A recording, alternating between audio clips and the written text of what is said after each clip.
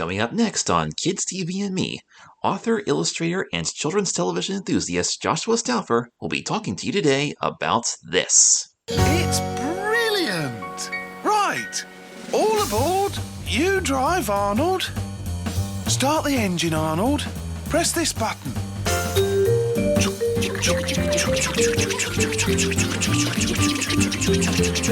Right, Arnold. Off we go. Push that forward.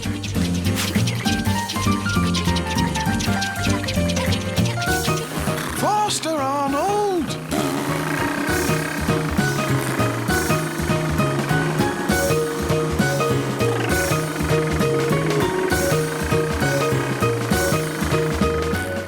And as you might suppose, I'm a magic frog. And as you might also suppose, I grant wishes. One wish for finding me, one wish for catching me, and one more for kissing me.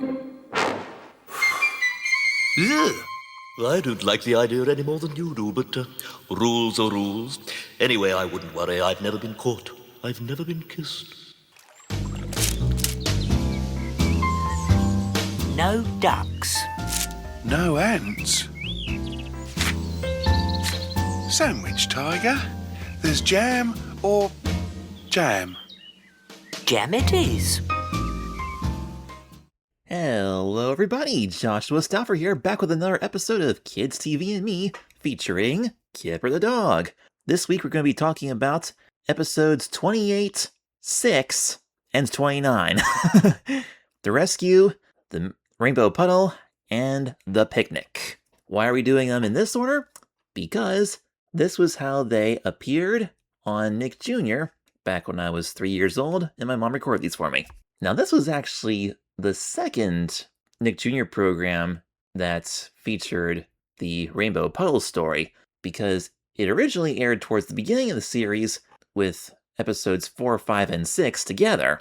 But the reason they reused the Rainbow Puddle later was because they wanted to push the Christmas Eve episode ahead one notch so that they can do their own separate program centered around that and make Christmas Eve the A episode and then reuse two snow-related stories for the B and C episodes, Snowy Day and the Igloo. So that's what's going on there. I did not have the original broadcast of the Rainbow Puddle on my VHS collection, though. I just have this later version in which it was paired with The Rescue and The Picnic. So that's what we're going to talk about today. So according to this list, if it wasn't for the change in schedule regarding the Christmas episode, the treasure hunt would have been the C story in this program, with The Rescue being A, of course, and then The Picnic being the B episode. But instead they squeezed the Rainbow Puddle in between The Rescue and The Picnic, making The Picnic the C episode instead. So anyhow, let's begin today's analysis with The Rescue, written by James Mason.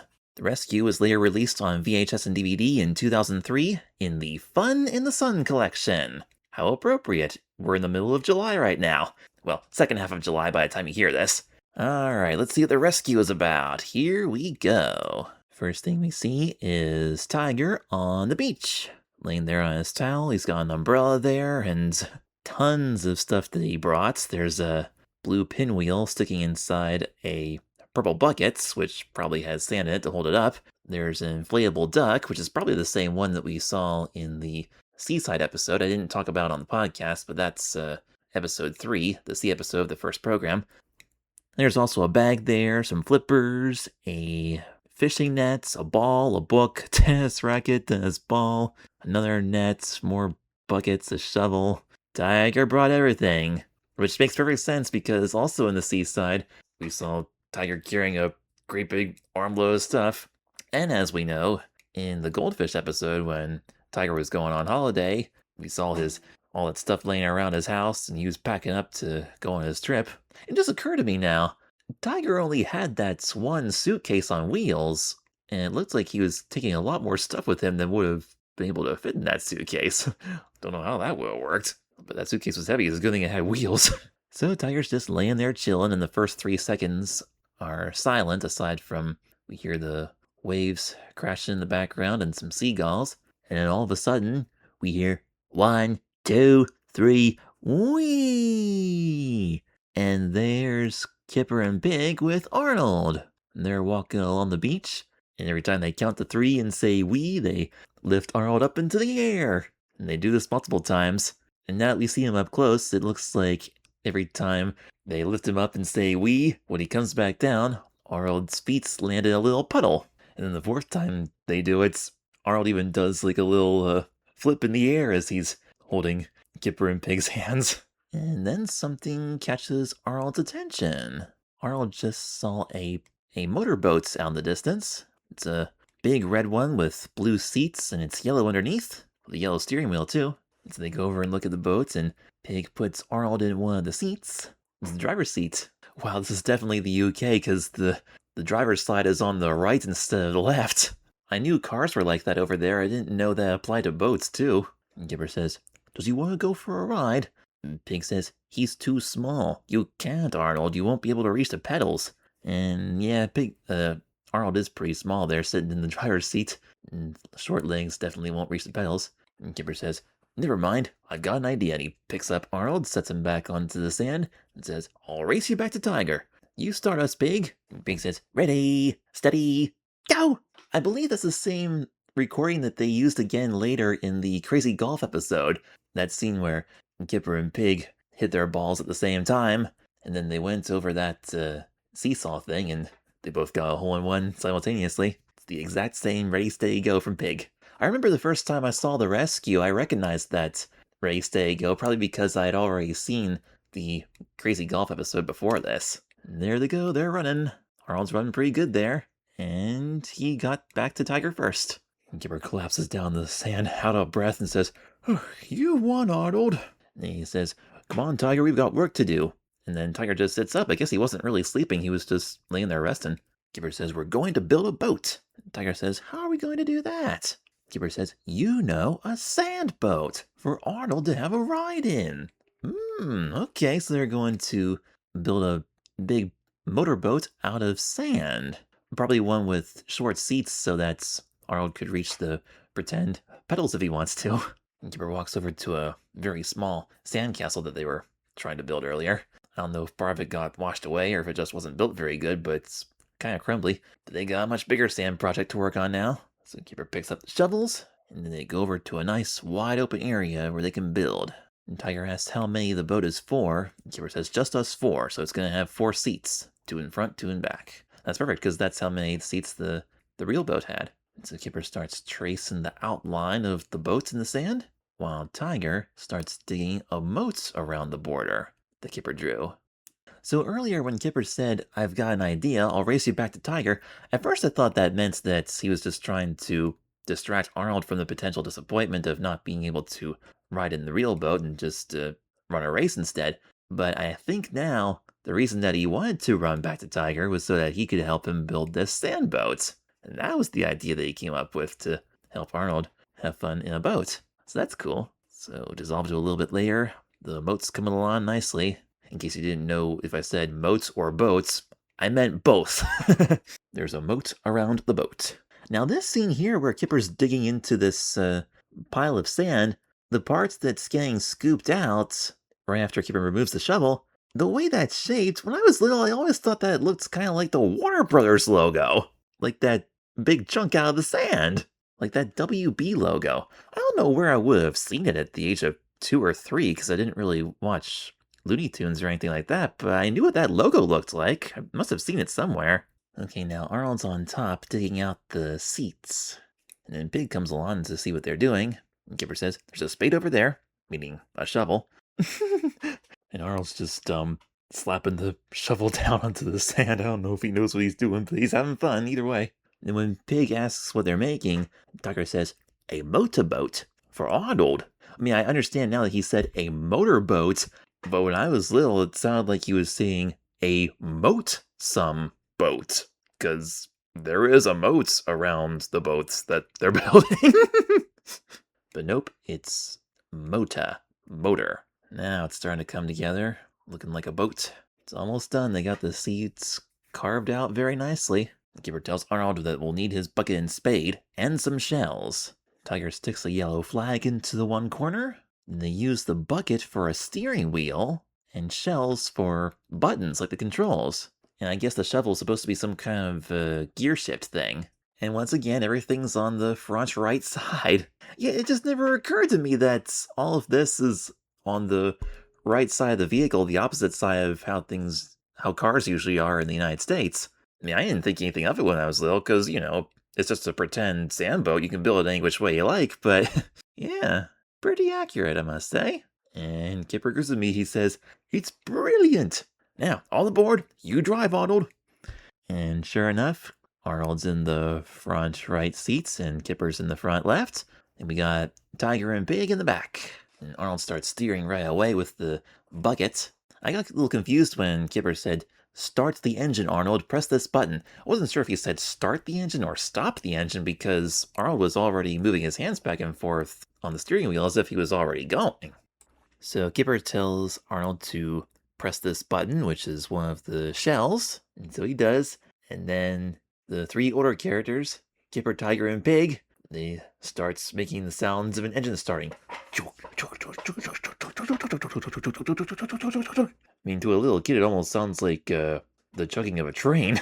Oh, and by the way, the flag is at the front corner there. Kipper says, "Right, Arnold, off we go. Push that forward."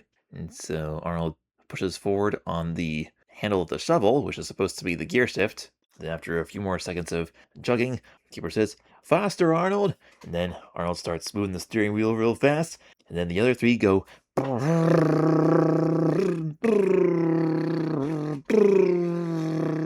making the sound of a motorboat. I didn't quite make the connection at the age of 3, though, because I'd never seen a motorboat before. Back then, it seemed like they were making airplane sounds. Because most boats that I was aware of when I was really little were just sailboats. I didn't know boats could make sounds like that. Sound like a train or a plane. But apparently, motorboats can.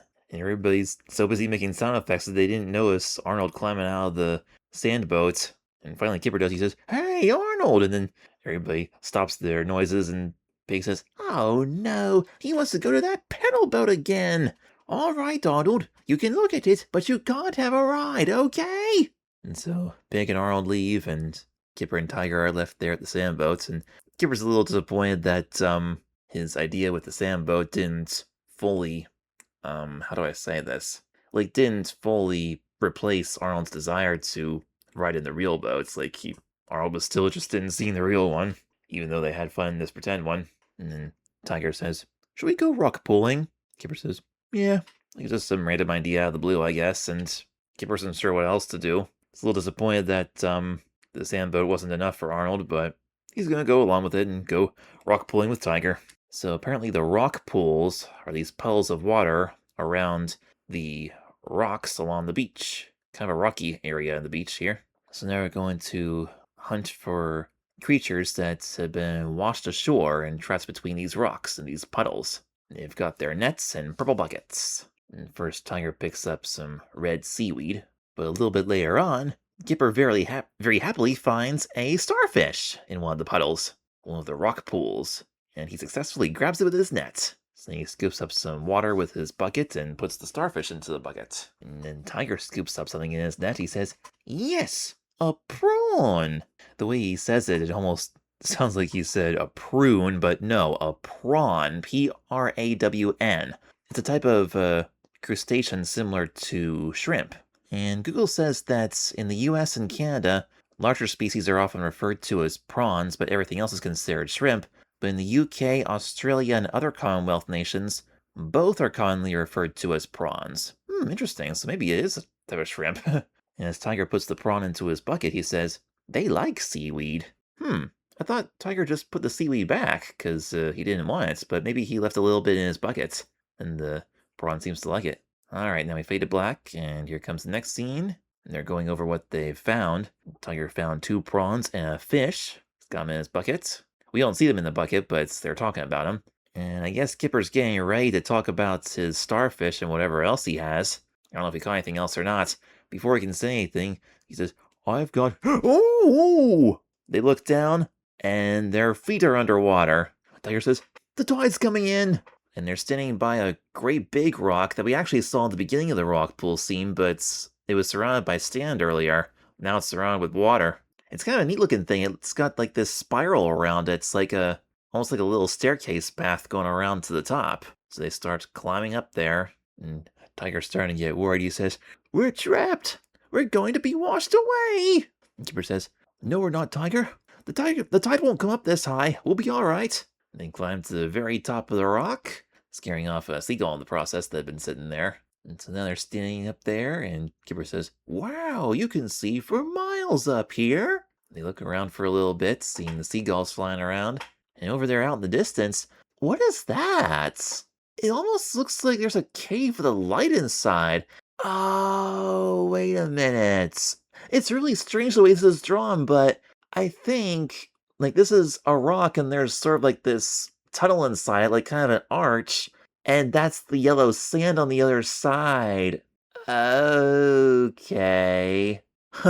I always looked at that scene when I was a kid, I was like, what is that supposed to be? Where's Arnold coming from? But anyway, Arnold's walking up to this arch, and he stops when he sees all the standing water there. Still sucking his thumb, of course. And we don't see Pig there. I don't know if Pig knows that Arnold's there or not. But Kipper and Tiger see Arnold. Say, "Hey, there's Arnold! Arnold! Arnold! Arnold!" They're shouting and waving, trying to get Arnold's attention. "Arnold! Arnold!" But then Arnold turns around and walks away back through the tunnel. So now Kipper and Tiger are disappointed because they assume that Arnold didn't notice. Now Tiger's really freaking out. He says, "Now we'll have to stay here all night. We'll get cold, we'll get wet, we've got nothing to do, we've got nothing to eat, we haven't got anything to drink either. It's gonna be really, really boring. It'll probably pour with rain, it'll get soaked to the skin, and we'll both catch cold." Soaked to the skin, yeah, because they have fur. Not only would the outside of their fur get wet, and it would soak down into the skin underneath the fur. That's what he's saying.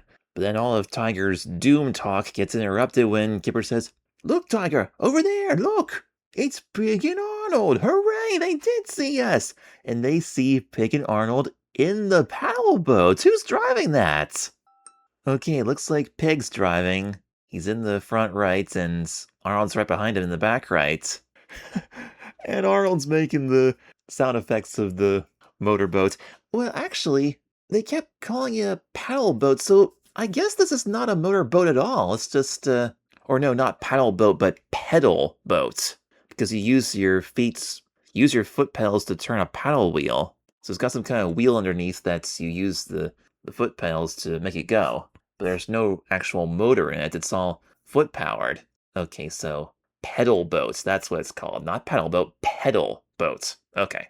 And so they were trying to make something even better than a pedal boat, a motorboat in the sand, thinking that Arnold might like that better, but he was more interested in the real pedal boat. But Arnold's pretending that this is a motorboat, and he's making the sound effects. And now Tiger's saying, "Hooray! Hooray! Over here! Over here!" And the boat goes over to the rock. We dissolve to the next scene, and everybody's on the boat now. Oh, and Pig and Arnold are wearing yellow life jackets. I wonder where they got the life jackets. I noticed Kipper and Tiger are not wearing any. Because if the life jackets were inside the boat somewhere, I would think there would be 4 of them, because there's 4 seats. Maybe they got them somewhere else for the 2 of them, just Pig and Arnold. So now Tiger's in the front with Pig, and Kipper's sitting in the back with Arnold. And Arnold moved over a seat. So now Kipper's directly behind Pig, and Arnold's behind Tiger. And yeah, there's no motor sounds, but we can see Pig's feet moving there. And Kipper is holding both buckets, both his and Tiger's. And Kipper says to Arnold, "Should we put them back now, Arnold?" So I guess he was showing Arnold the creatures they had caught in the rock pools. And Arnold nods his head, yes. So they're gonna put them back now. So Kipper dumps out Tiger's bucket first, and out come some seaweed, the 2 prawns, and a fish. And then he empties his own buckets, and apparently all he caught was a starfish. And then he says to Arnold, "You got your boat trip then?" Meaning that Arnold had been wanting to ride in a real boat all day, and now he finally got to. But when I was little, I thought Skipper was saying, "You've got your boat trick then," meaning that I thought that meant that Kipper wanted to hear Arnold do his little sound effects again, calling it his boat trick. But either way, Arnold's got both. He learned how to make some fun sounds sounding like a motorboat, and he got to ride in a real boat too. The way Arnold does those sound effects, I used to think that it sounded a little bit like the telephones at Walmart, like back in the late 90s and early 2000s, like behind the service desks, the in-store telephones, they would sound like if it was a call from line 1 or if it was line 2. But every time I try to recreate that ringtone with my lips, it sounds like Arnold doing his motorboat thing.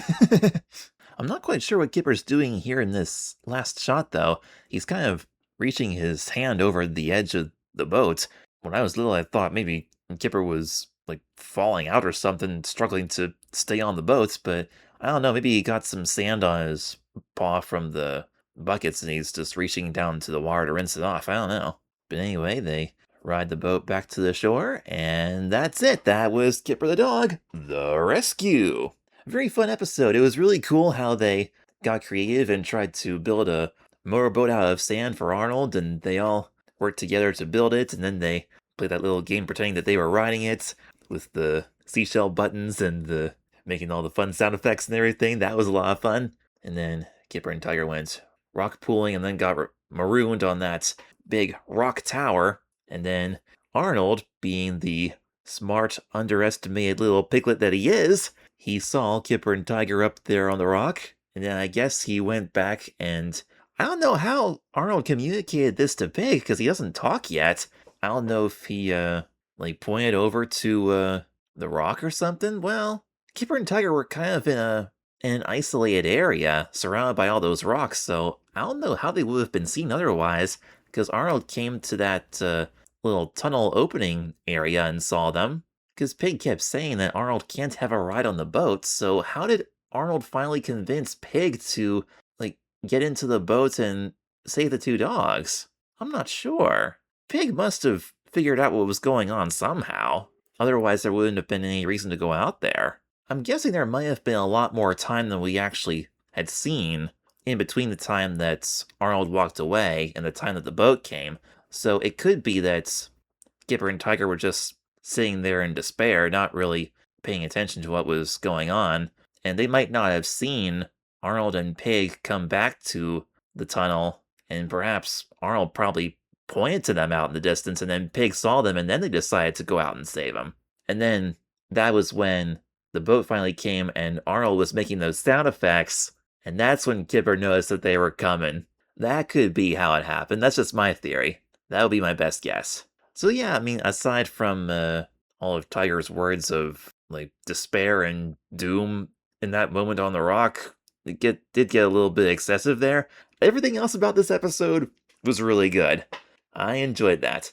Now, this entire program, the A, B, and C of this Nick Jr. show, I actually watched this one a lot when I was a kid because somehow or another, this one got recorded twice. So it appeared twice on my VHS tape. Mom recorded it one time in the fall of 2000 and then again in like January, February of 2001, not knowing that it was a duplicate. So this is an episode that I watched like twice as much as some of the others, so I know it quite well. Alright, I'm going to cut here for now, and when I come back, we're going to talk about today's B episode, which used to be the C episode of the second Nick Jr. program, The Rainbow Puddle. I'll be back in a flash with that.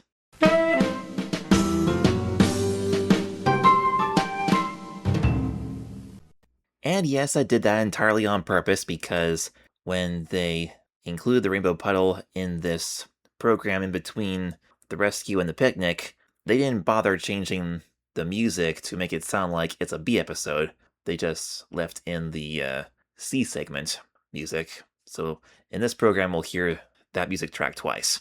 Alright, the Rainbow Puddle. Here we go. Now, of course, this is a classic Season 1 episode, so it was written by the author of the original books, Mick Inkpen. It was originally released on VHS in 2000 in the Pig's Present and Other Stories collection, along with Pig's Presents, The Butterfly, and The Bleepers. And then it was released again on DVD in 2004 in the Water Play collection. which makes perfect sense because this episode begins on a rainy day. And there's a happy Kipper jumping a puddle there, wearing green boots. And as the rain stops, he continues gleefully jumping in all the puddles there with his feet and his hands. He reaches down and kind of makes his hands wet. He also jumps in the puddles in tune with the music that we hear. Do-do, do-do, do-do. Then all of a sudden, in one of the puddles behind him, a rainbow appears. He turns around and sees it and says, "Wow!" Now, of course, this is no ordinary rainbow. This is a very cartoony one because he can walk right up to it and touch it. Or at least reach his hand out and have the colors shine onto him. And he stands right on the puddle with the rainbow shining directly onto him. And a few seconds later, the rainbow disappears. And Kipper starts walking away. And he hears a splash. And a frog jumps out of the puddle. He looks like just an ordinary frog. And Kipper walks up to it and says, "How could you fit into a puddle? It's not deep enough." Yeah, it's true, because in the goldfish episode, Kipper found that fish, flopping around in that puddle, and that puddle wasn't very deep either. And of course, this frog is much bigger than the goldfish. And Kipper tries to inch closer to it to try to pick him up, I guess. He says, "Nice froggy, nice froggy." And the frog smiles and starts talking. He says, "You found me, but you'll never catch me." Then he leaps up into the air and lands into a puddle once again. I think it's a different puddle this time. And Kipper walks over to that puddle and reaches his hand inside. It looks like a pretty deep puddle because he can fit his whole hand in there. But there's no frog. He says, "Where are you, froggy?"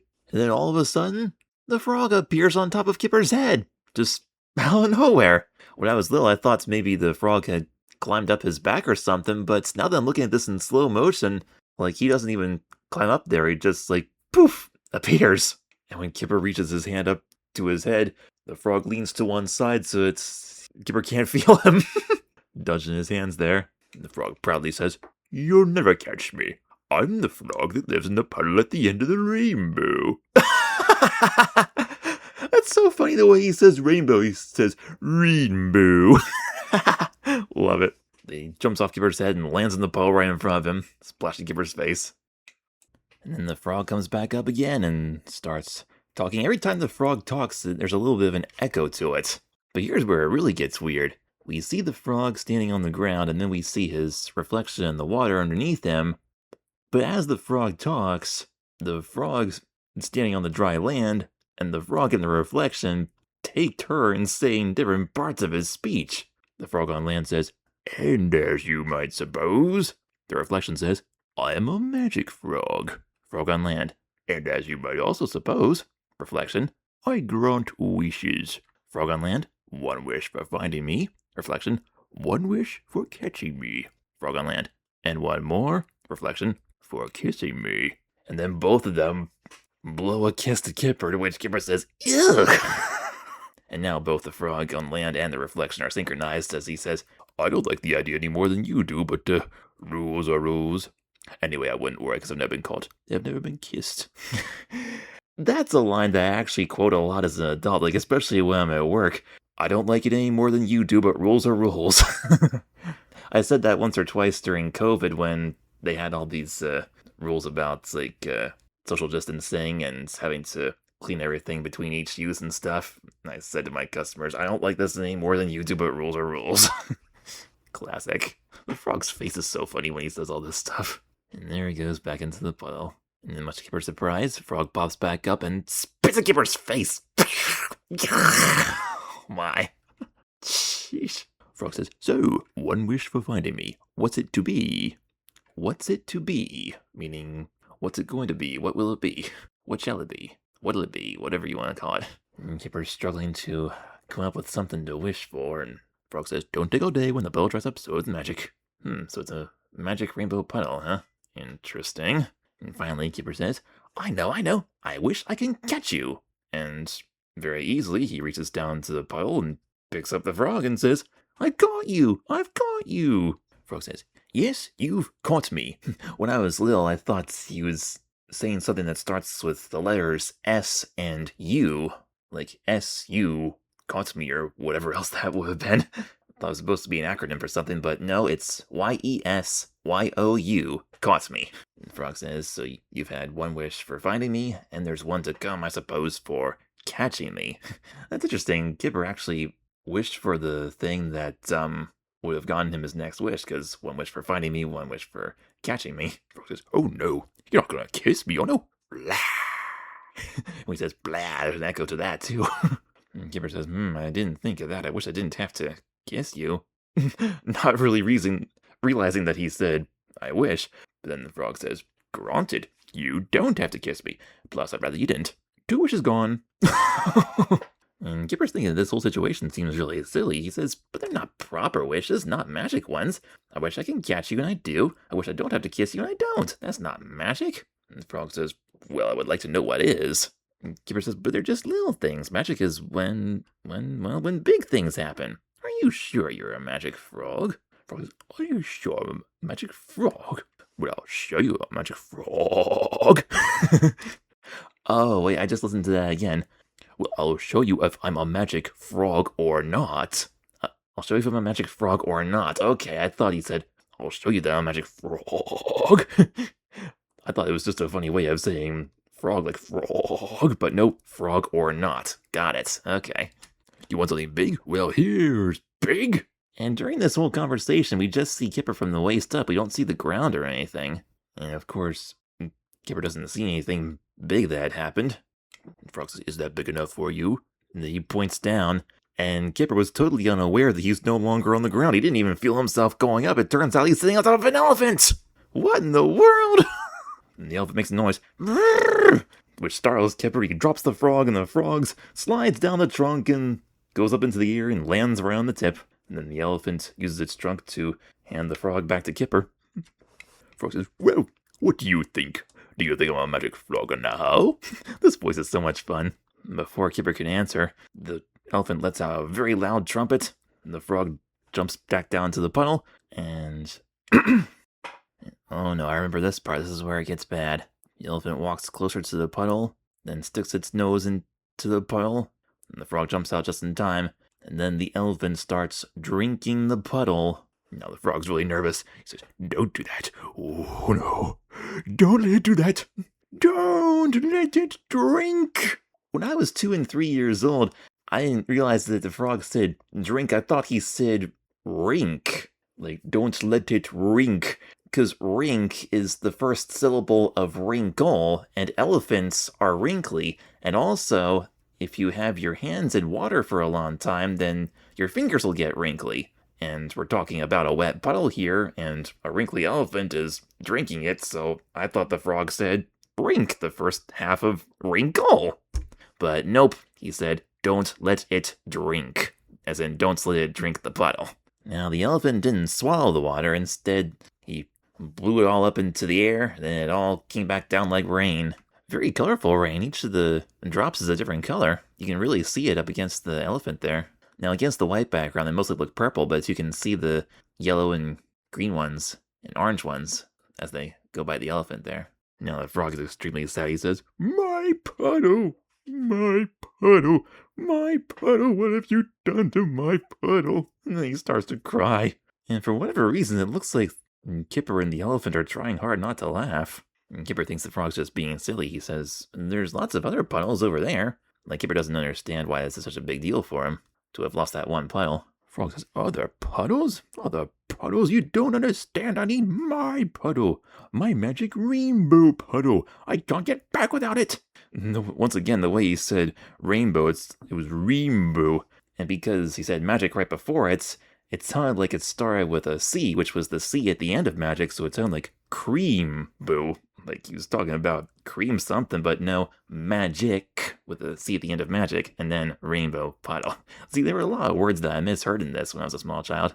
But anyway, yeah, Kipper's starting to understand now that particular puddle was special because that was the puddle at the end of the rainbow. And even though we don't know exactly where this frog comes from or where his home is, Kipper's starting to figure that's the puddle at the end of the rainbow had something to do with it, so he tries to think of something to do, and then he says, we need that lost wish. Another thing worth mentioning about this show in general is that it's very difficult to tell the difference between the word last and lost, because they both sound exactly alike with the British accent. And in this case, the fact that Kipper already wished that he didn't have to kiss the frog could mean that kind of is a lost wish, because it was one wish for finding the frog, one wish for catching him, and one more for kissing him, remember? And Kipper whispers something into the elephant's very large ear. And then the elephant picks up the frog with his trunk and brings it close to Kipper. Oh, this is one of the shots that they used in when Nick Jr. was first advertising Kipper. When they said, "Who's that dog?" "It's Kipper!" "Who's that dog saving his friend Tiger?" "It's Kipper!" "Who's that dog playing with a hamster?" "It's Kipper!" "Who's that dog kissing the magic frog?" "It's Kipper!" And they showed this scene right here. And yes, Kipper does kiss the magic frog anyway, even though he wished that he didn't have to. So, I mean, I guess the wish still sort of came true. I mean, like, he didn't have to, but now he wants to, so that doesn't matter anymore, so... Gave that silly frog 2 kisses, even though the frog looks more disgusted about this than he does. And after the kiss, Kipper wished for a rainbow, and it started raining again, and the rainbow came back. And Kipper says, "Giddy up," as if he's talking to a horse, and then the elephant walks over to the rainbow with the puddle at the bottom. And the frog gives Kipper 5 thank yous. "Thank you, thank you, thank you, thank you, thank you." Now, when the frog lands on Kipper's head and right before he hops away back into his puddle, what exactly does he say here? I can never figure this out, even 25 years later. Okay, I turned on the closed captions here on YouTube. It says, "Look out for me, won't you?" Okay, I when he says "you" at the very end of that sentence, that's, like, very quiet. You can barely hear that, especially on a VHS tape. "Look out for me, won't you?" So that could mean, like, watch me hop away, or keep an eye open for me. You might see me in the future. Hey, that's kind of an inside joke there, because multiple times throughout the series I've seen other frogs, and I sometimes wonder if that's this guy here. And so the frog jumps into the puddle, and the rainbow disappears as soon as he's in there safely. And then the elephant also magically disappears as he puts Kipper down. Like he's literally using his trunk to lower Kipper down to the ground as he's dissolving away with little yellow sparkles. And he looks around, all is quiet, and he looks down to the puddle, and the puddle is shallow again. Can't see anything in it. He can only get the toe of his boot in it. And so he just stands up with a look on his face. Doesn't say anything. Doesn't really look happy or sad, just a little bit confused. He's like, "What was all of that?" And he doesn't know. He's just, well, whatever. Might as well just go home.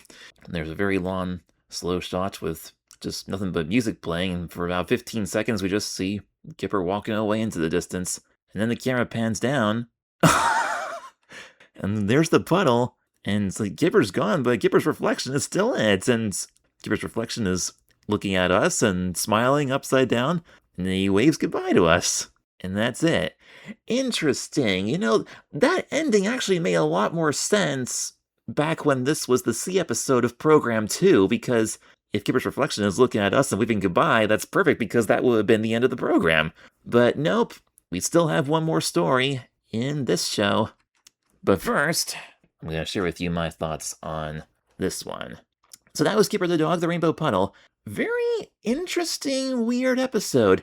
This one definitely leans a lot more towards the like fictional fantasy side of things, and I personally don't really have a problem with that. But the thing that I don't like about it in the context of this show is that, like, 90% of the things that Kipper and his friends do are things that kids or people in general could do in real life. Like, a lot of it, aside from the fact that they're animals, is realistic fiction. Like, they play normal kid games outside, and they learn about the world around them, and just do realistic stuff. But every once in a while, we get an episode like this, where just totally crazy fantasy stuff happens, and there's no, like, dividing line or transition between reality or fantasy or vice versa. Whereas on other shows like Little Bear, for instance, we sometimes get a story where Little Bear is imagining something fantastical happening, and we either begin that episode with Little Bear thinking of something, and then we kind of see it in his head, and then at the end of the episode it comes back to reality, and then Little Bear says, "That was fun," and then he might tell his made-up story to Mother Bear or to his friends or something. But here on Kipper, they kind of, like, blur the lines a lot more. Like here, it just seems like an ordinary day of jumping into puddles at first, and then Kipper has this strange encounter with this magic frog at the end of the rainbow who does all these crazy things. And yes, things do sort of get back to normal at the end, but there's no explanation as to, like, how it happened, or whether or not Kipper was just thinking about all this stuff the whole time, or if in this universe, magical things like this really do happen. I don't know, it's kind of weird. It's probably my biggest complaint about this show, the blurred lines between fantasy and reality. But that being said, it was still fun and still an episode that I remember seeing lots of times when I was a kid. Alright then, so today's C episode, as I mentioned earlier, is called The Picnic. So I'm going to make another cut right here. When I come back, we'll talk about that together.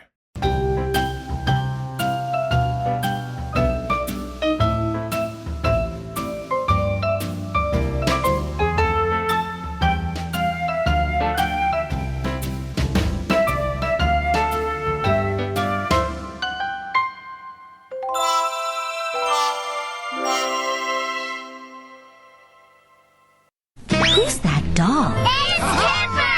Who's that dog playing with a hamster? It's Kipper! Who's that dog kissing a magic frog? It's Kipper! Who's that dog saving his friend Tiger? It's Kipper! Who's that dog talking with Martians? Martians? It's Kipper! It's nice to have a friend like Kipper! Today at 1:30, 12:30 Central, only on Nick Jr. Just for me!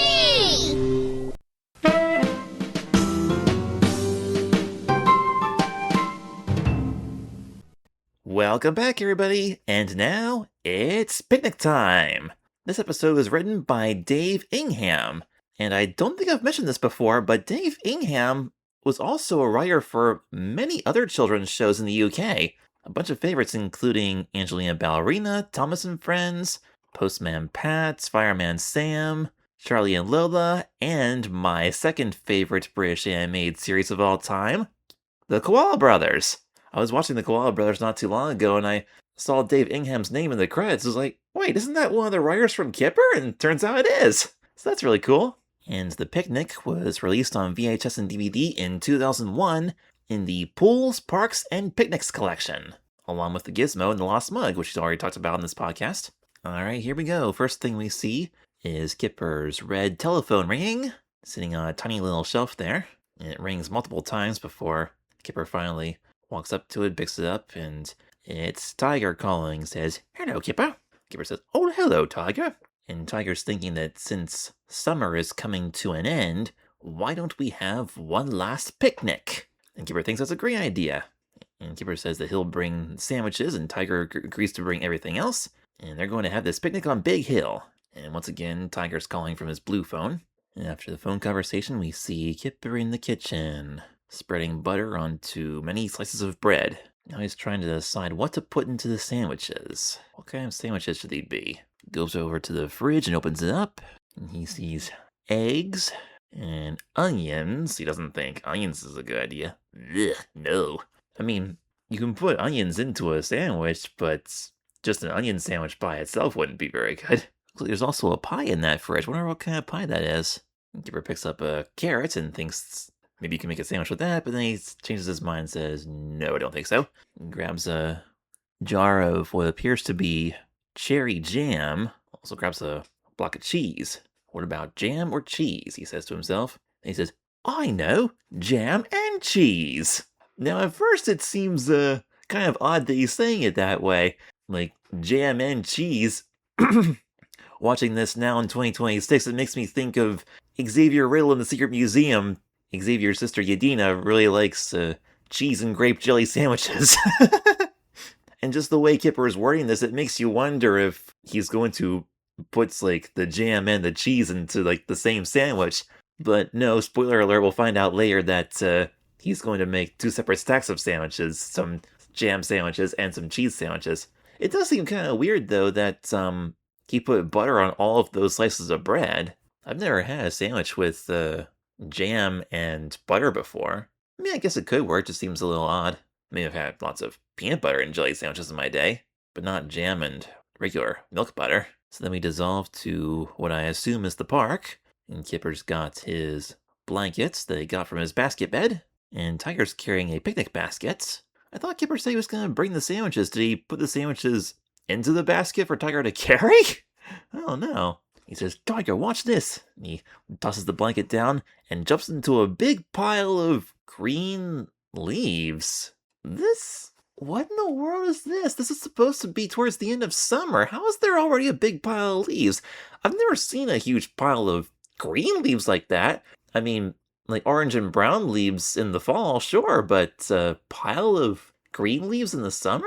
That's kind of different, because leaves don't usually fall that time of year. Wonder where they all came from. And just before we see Tiger jumping into the leaf pile, we see a close-up of his picnic basket. It looks like it has a leather belt tied to it to like hold it together. I don't know if I've ever saw a picnic basket like that before in real life. And after they have fun playing the leaves for a while, Kipper says, I'm hungry. And Tiger replies, me too. But this is a different recording than the way they said it in the camping trip episode. It's the same words, but different recording. So now they're gonna go have their picnic. We get a fade to black. Then the next scene appears, and Kipper's opening up a pack of sandwiches wrapped in wax paper, while Tiger is setting out some orange cups. Wow, that's a very fancy picnic basket you got there, Tiger. It's got all these different compartments for the cups and the plates. Everything's in there. And Tiger pulls out a blue bag, which later on we'll find out that that's a bag of crisps. I'm trying to figure out what else is in that basket there. I see what appears to be 2 green cans. I assume they're soda cans because they're going to do something with that later on.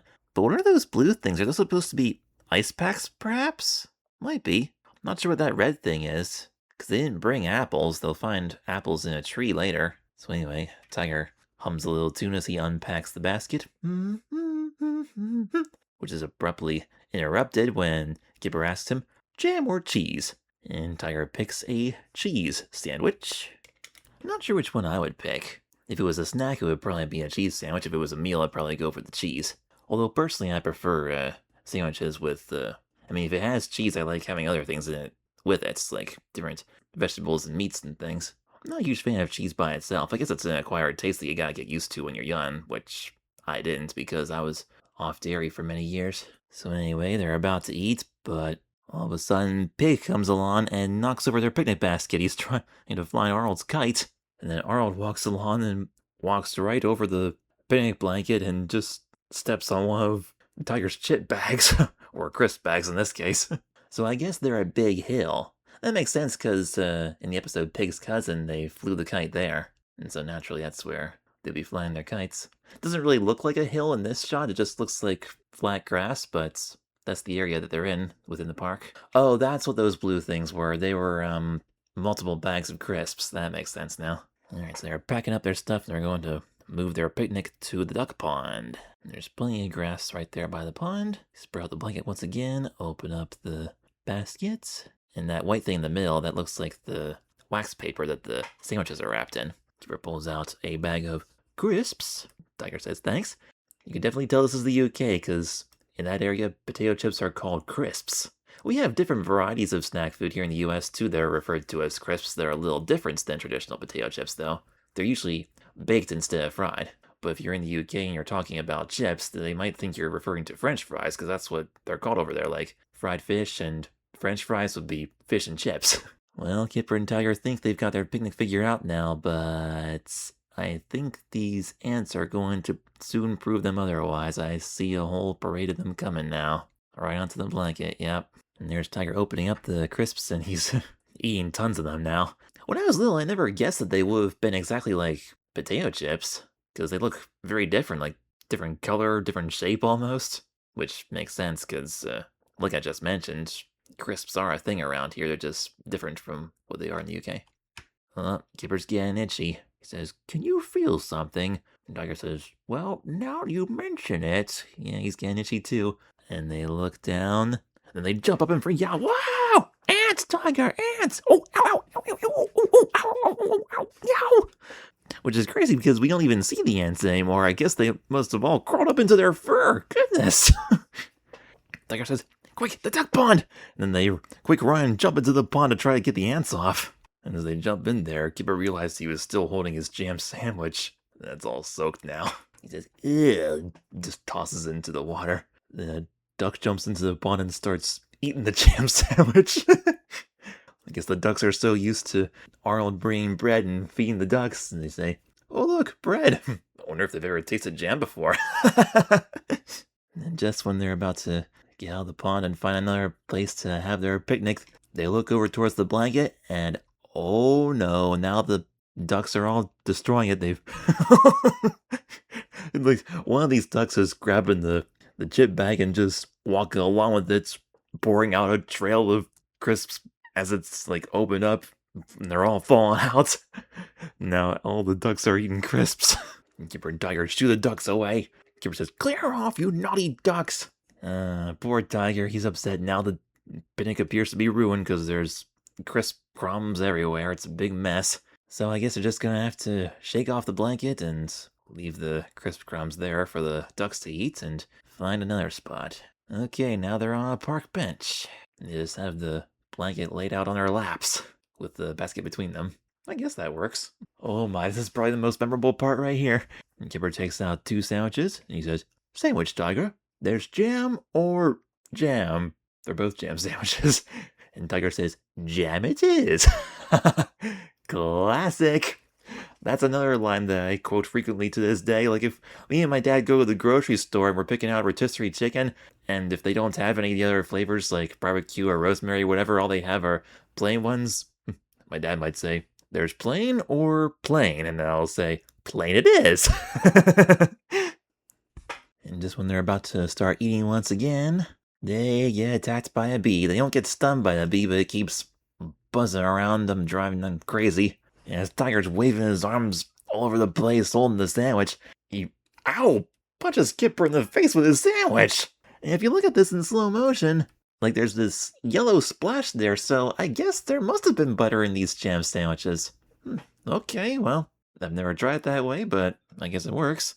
And as Kipper gets punched in the face by Tiger's sandwich, he drops his own sandwich down on the ground. It splatters all over the place. And actually, there's 3 bees buzzing around now. And ew, they quick stand up and get ready to run away, but the blanket falls off of them and down the ground right on top of that slopped up jelly sandwich on the ground. But that blanket's kind of sticky now, but they don't even care. They quick close the basket and pick up the basket and the blanket and run away. And after they leave, we see the 3 bees buzzing around the sandwich and eventually landing on it. So I guess the bees are going to have a jam sandwich. And we got another fade to black, and here comes the next scene. They're sitting under a tree now. Now Tiger's surveying the basket to see what they have left. There's 2 jam sandwiches, he says, 1 bag of crisps, and 1 can of drink. I guess they must have left the other can behind somewhere. Fortunately, Tiger brought cups, so you just divide it up between the 2. And here come Pig and Arnold. They're not really causing any mischief now they've finished flying their kites.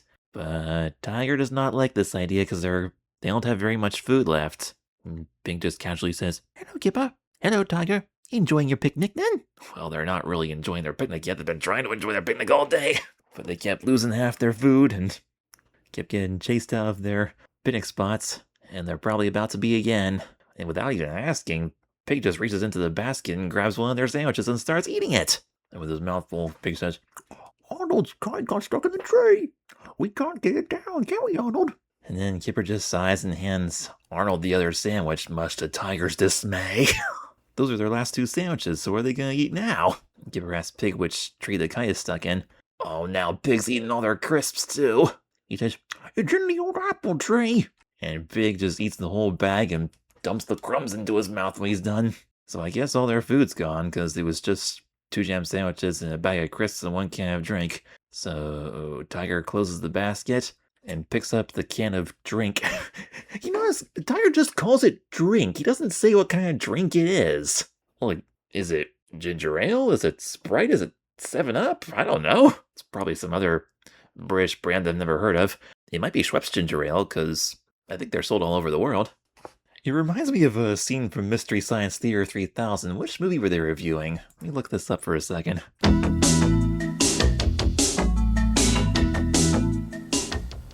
Leech Woman, that's what it was.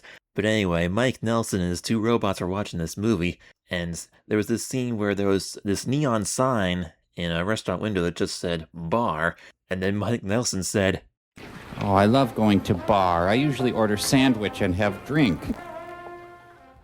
I love going to bar. I usually order sandwich and have drink. Oh, that cracks me up. But now every time I see this Kipper episode, then Tiger says, and 1 can of drink. Oh, that makes me think of that Mystery Science Theater quote. I usually order sandwich and have drink at bar. Oh my goodness gracious. And personally, I find that a lot funnier than this next scene in Kipper. Kipper takes the can of drink and shakes it vigorously behind his back, and then hands it to Pig and says, would you like a drink? With a very suspicious look on his face. And then unsuspecting Pig just takes the drink and says, oh, thanks, Tiger. And then he pulls the tab and then it all comes out spraying right in Pig's face. So it's definitely some kind of carbonated beverage. It doesn't have much color to it, so it's definitely not Coke or Pepsi or anything like that. It's some kind of lemon lime soda, I would assume. And Kipper and Tiger start laughing. Yeah, I know that was supposed to be funny, but I'm not a huge fan of that. It's not a very nice thing to do, to just take a can of soda and hand it to somebody and then have them open it and all spray in their face. That's just mean. I mean, you can't really say that Pig didn't deserve that. After all, he did take their sandwiches without asking. Well, one of them anyway. Kipper gave Arnold the other one, but Pig ate all their crisps too, so I guess Tiger was so fed up by Pig's invasion that he was like, okay, fine, you're just gonna take our food. Here, take our drink too! And Tiger lets Pig have the drink in the meanest possible way. So anywho, all jokes aside, next scene, here they come to the apple tree. And they see the kite way up there. And it's too high up for anyone to stand on each other's shoulders to reach up and get it. We don't see them trying it now, but they were talking about it, and apparently Big and Arnold had tried that earlier. I mean, you could try it with Kipper or Tiger, since, after all, the two dogs are both taller than Arnold. So Kipper walks up to the tree trunk, and he looks like he's trying to shake the tree. Of course, the tree's not moving, you can't really shake a tree trunk. But it does give him an idea. He says, I'll bet we can shake it down. Come on. And he jumps up and grabs the lowest branch he can reach. And all three of the big kids, Kipper, Tiger, and Pig, they grab onto that one branch, trying to shake the tree. We don't really see the rest of the tree moving, but that one branch sure is. I mean, I guess that could work. The higher branches are like the weaker parts of the tree compared to the trunk, and you could bend the rest of the tree a little bit that way. And as they shake the tree, a bunch of apples are falling down to the ground. And Arnold's just standing there watching, sucking his thumb as always. And eventually, the kite does fall down out of the tree. And then Arnold just picks up and walks away. And they've been shaking the tree so much that dozens of apples are falling out and bonking them on their heads. And then we got a third fade to black here. A lot of fades to black in this episode. And this is the final scene. We've got all four of them. They got their picnic basket and the blankets. They're under the apple tree this time. And their basket is filled up with the apples that fell down. So, no sandwiches, no crisps, no drinks, but they got plenty of apples. And plenty for all of them to eat. As Kipper hands apples to everybody, Tiger says, looks like we've got our picnic after all. And Kipper says, yeah. And Kipper rubs his apple on his furry chest there to clean it, I guess. I'm actually not sure if that would help all that much, because I don't know how clean Kipper is after jumping into the duck pond.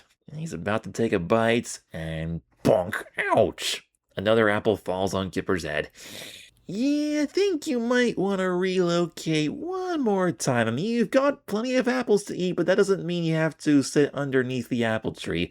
That first tree where they were would have been perfect, aside from the fact that Pig and Arnold took their food, so they might as well just go back there.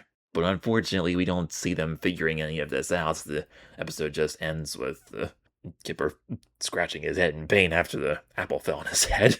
Which kind of leaves you thinking, oh no, here we go again. They haven't exactly found the perfect spot for a picnic. And then it just ends. Man, I hate it when they do this, when they leave us on a cliffhanger like that and there's no, to be continued of any kind. I mean, it's not that bad. I mean, considering the fact that the post-episode ending resolution is pretty easy to figure out, like I just said. Alrighty then, ladies and gentlemen, boys and girls, that was Kipper the Dog, The Picnic. Interesting, fun episode, mostly involving the frustrations of finding the perfect spot for a picnic. Very much akin to the paddling pool episode we had 2 weeks ago, where Kipper kept running into obstacles trying to spend a relaxing afternoon in his inflatable pool. And they did this again where there was like this little moment of impending doom at the last second. Like, I don't know why they keep doing this. First they did it with the lost mug, where Arnold dropped his mug again and left it in the woods after they spent all that time trying to find it. And then they had the paddling pool at the last second, the whoosh, like the pool's just about to deflate again. And now we have this with the apple hitting Kipper's head. Yeah, I'm not a huge fan of those endings, but could have been a lot worse. Still not as bad as the conclusion of Arnold's balloon trip. That one's the worst. So anyway, that was The Rescue, The Rainbow Puddle, and The Picnic. I'd say The Rescue is still my favorite out of these three. That one was really good. The Rainbow Puddle, I mean, not only was it really weird with its fantasy elements without any dividing line between fantasy and reality, but also that scene with the frog's puddle getting eaten by the elephants, like, that was really sad. I mean, I felt so bad for that little froggy when I was little, because he was really distressed there, and he was crying. And I am glad that they were able to resolve that with that last wish then, of course. I'm actually kind of glad that they made that the B episode instead of the C episode like it was originally, because after that high-intensity drama with the frog losing his puddle, we got the picnic episode after that as, like, you know, sort of like a recovery. Like, okay, that's done, now let's do like a more regular, fun one. So that was good. Alrighty then, that'll do it for now. But one thing I do need to say before I go today, remember how I said I was going to do some more Reading Rainbow in September and more Harriet the Spy at the end of August? Well, I lied. I have made the difficult, grown-up decision that in order to get back to work on illustrating my book, the appalling truth is I haven't made any illustrations for that book all year long, even though my fans are anxiously waiting for it. I have made the decision that Kids TV and Me can no longer be a weekly podcast. I am now going to just do it every other week, only 2 times per month. Therefore, there'll be no more Reading Rainbow or Harriet the Spy in 2026. I'm going to focus on analyzing Kipper and Frog and Toad this fall. And the reason I've chose those two over Reading Rainbow and Harriet, as much as I love those shows, is because the way I have them scheduled, I'll be able to work my way towards their Christmas specials in December. The Christmas episode is the last episode on my Kipper tape, and Frog and Toad Season 1 concludes with its own Christmas special. So if I keep doing one episode of each in September, October, and November, we'll be able to do their Christmas specials in December. So instead of Kipper and Harriet in August, we'll do 2 episodes of Kipper in August, and then we'll rotate back and forth between Kipper and Frog and Toad for the rest of the year. So, what I did tell you previously was correct, however. The first episode in August, which I assume will be the second Saturday in August, those 3 Kipper episodes will be Buried Treasure, Claytime, and the Purple Park Monster. We'll talk about those next time. Until we meet again, this is Joshua Stauffer signing out. Hope you guys have a wonderful week, and I'll be back real soon with another fun-filled episode of Kids TV and Me. Thanks for listening. I will see you next time. Kids TV and Me is a fan-made podcast, and it is not affiliated with any of the programs, production companies, or networks mentioned on the show. My primary goal with this podcast is to shine the spotlight on some of the lower stimulation alternatives to traditional children's programming, and to help you make smart decisions about your kids' screen time. If you are enjoying this podcast, don't forget to like and subscribe. And if your podcast provider has a comment section, let me know your thoughts on the topics we've talked about today. To keep the conversation going, you can also leave me a message on Instagram at Joshua Stauffer Creations and on Substack at joshuastauffer1.substack.com, where you can also read my Little Joshua webcomics, my book, Meet Zoe Richards, And now the sequel, Zoe's Friends. Remember to always pay close attention to what your children are watching, and as always, don't be childish, but stay childlike.